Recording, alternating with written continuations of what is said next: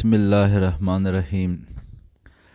I am Dr. Afzal Kadir, pediatric ophthalmologist and strabismologist. I am very thankful to all of you to support me and appreciate me in my previous lecture. Today, the lecture is the continuation of the previous lecture, Evaluation of Strabismus. As previously discussed, the history and examination of the patient of strabismus. Today we have some ophthalmic tests which can help us in the diagnosis and the treatment of the patient with strabismus. And start to check the visual acuity with and without correction for distance and for near. Now check gross pupillary examination and give the distance target that the patient should not use accommodation, and ask and check the near and accommodation. And now come for the red reflex, also called Bruckner test. It's the most rapid but the least sensitive test for detection of the measurement. It is performed by using the direct ophthalmoscope with the bright white light and lenses set on plano diopter. To obtain the red reflex simultaneously in both eyes, if strabismus is present, the deviated eye will have a different reflex, like a brighter or lighter. But with the depending upon the underlying problem, you can have a darker or dimmer reflex too. This test will also identify the opacity in the visual axis and moderate to severe anisometropia, and is often used by pediatricians to screen from ocular problems.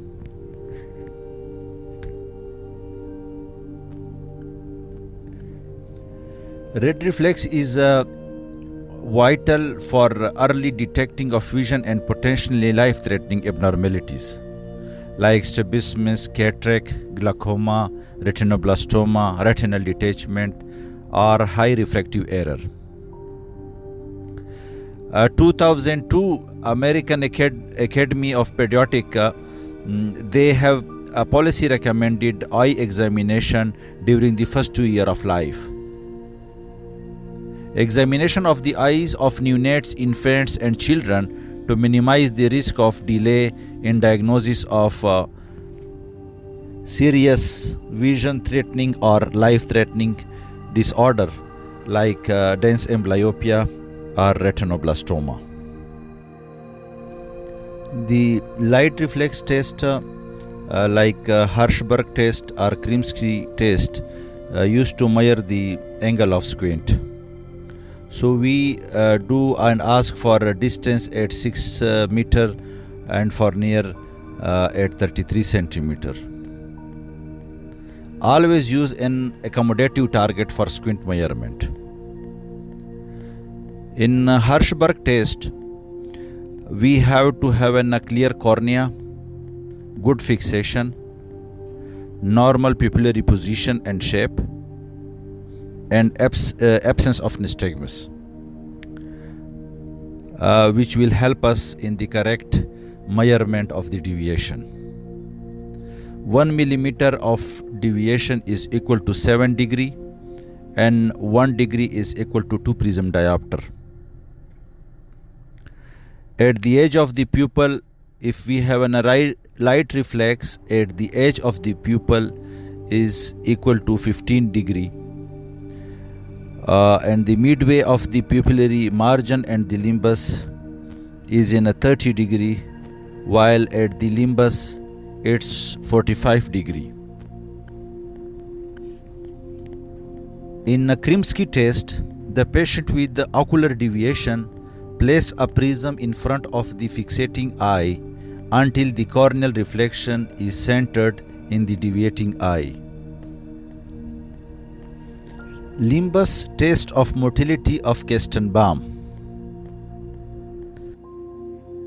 Place the transparent ruler in millimeter at the nasal limbus and ask the patient to look at a maximum abduction.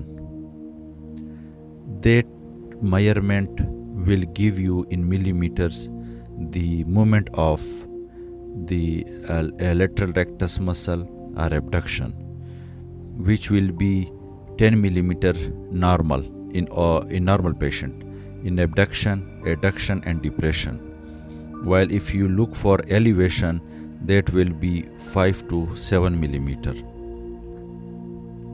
In oblique dysfunction, occluder for partition of the two eyes, the eyes in abducting can fixate a target light so that the adduction eye is free to manifest oblique dysfunction.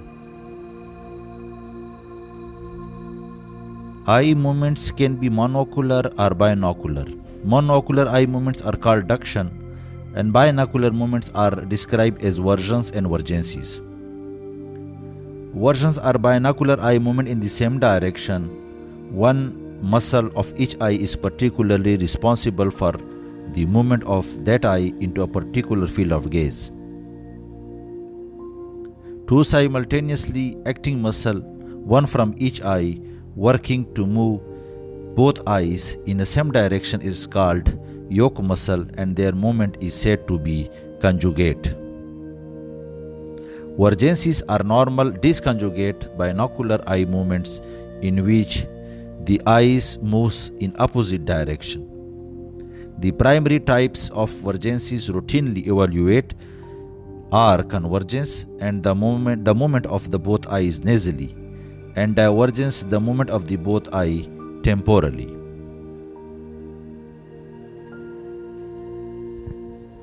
Cover test. Cover tests are the most accurate for detecting and quantifying the strabismus, but they require a high degree of cooperation with the patient. Validity of cover tests depend on the patient's ability to maintain constant fixation on accommodative target. Each eye must be able to move adequately when fixating. Cover tests are performed in both distance and near, and with and without correction or glasses. The cover-uncover test is performed first to establish the presence of manifest deviation heterotropia. If no manifest deviation is present, the cross-cover test is then performed to detect a latent deviation heterophoria. Cover-uncover test. As one eye is covered, observe the opposite uncovered eye carefully for any movement. If the uncovered eye moves to pick up fixation, a heterotropia is present. Some patients starts with the straight eyes prior to the cover-uncover test, but develop an odd deviation during or after testing, which indicates that their fusion is easily disrupted. Such patient has an intermittent heterotropia.